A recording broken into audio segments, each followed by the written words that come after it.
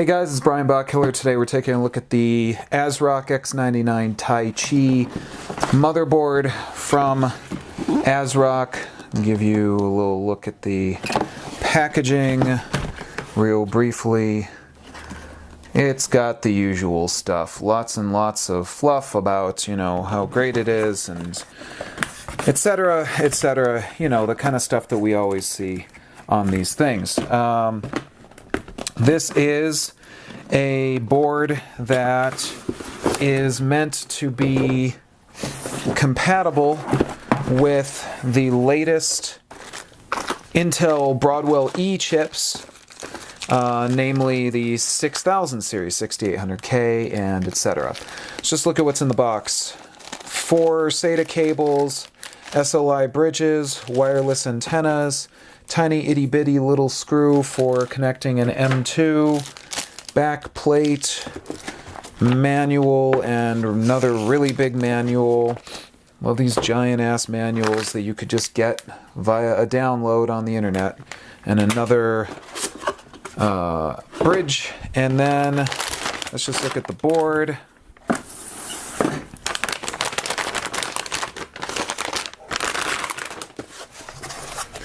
Alright, here is the board itself. We're just going to keep this in its little protective foamy bit right now. Not much reason to go too crazy with it.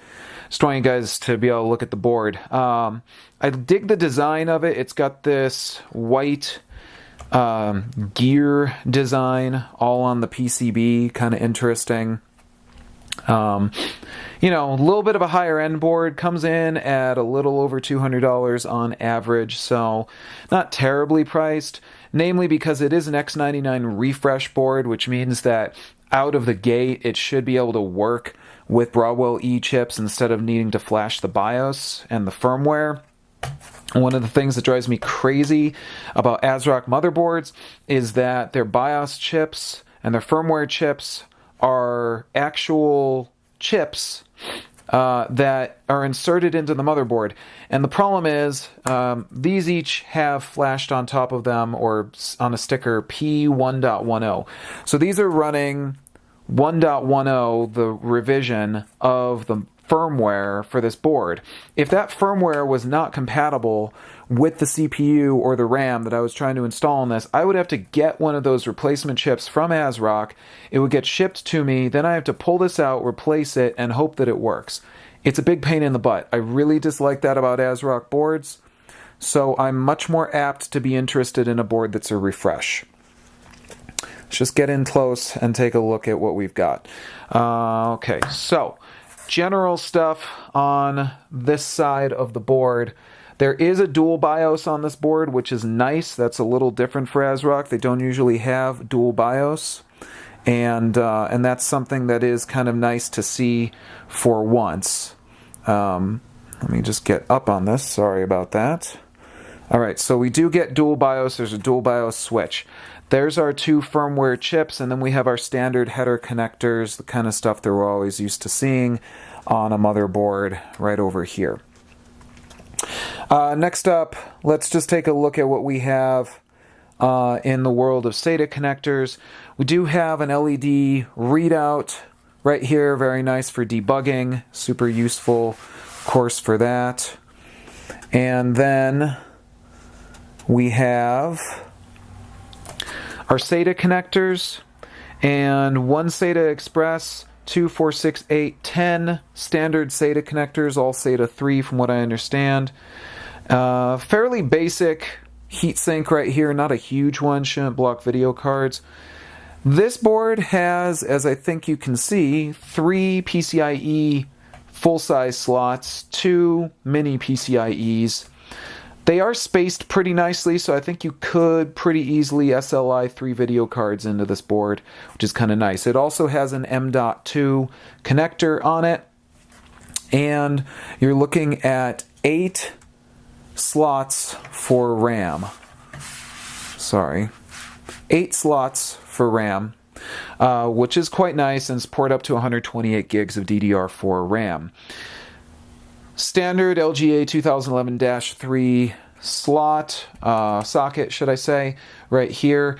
And then it has, as you can see, this fancy little Intel backplate right here.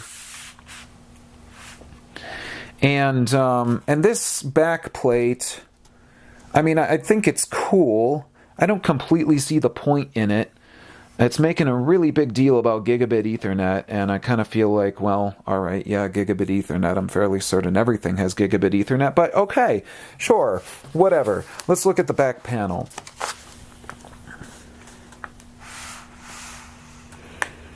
All right, so on the back panel, we are looking at two USB 2s, a PS2/keyboard mouse, PS2 mouse/keyboard port, wireless built-in, dual wireless antennas. We've got USB Type-C, and this is a 3.1 USB Type-C connector as well as a Type-A USB 3 connector, so you're going to get both of the USB 3 connector ports on this. Then you got your Gigabit Ethernet, which they made such a big deal about, another USB 2, USB 3, two more USB 3s, another Gigabit Ethernet, and your built-in sound. So I'm going to guess that the big deal here is that this has dual Gigabit Ethernet, which is cool. I mean, kudos. That's great. Not everyone needs it, but that's cool. And then finally, of course, it's got this Purity Sound backing plate panel right here. Again, I'm not really, I don't care, and I don't know anyone who really necessarily cares about, you know, these specialty sound chipsets that you can find on some of these motherboards now. But again, kudos to the motherboard makers for making a big deal about it. So, you know, overall, nice looking board. I don't think it necessarily lacks any features. Does not have a ton of fan header connectors, which I'm not nuts about. I talk about this a lot. It's got 1, 2, 3, 4, and that's pretty much it. It's got 4. No, I'm sorry, it's got 5. 1, 2, 3, 4, 5. All right, I take that back. Not bad. 5 is good. They're a little strangely spaced out. I'll never understand why fan header connectors are not just put on the edge of the board, because that's where your fans usually are going to be physically, but that's fine. Overall, not a bad board. Has SATA Express, has 10 SATA ports, lots of RAM support, DDR4 quad channel, and again, should support Broadwell E out of the box, which is nice.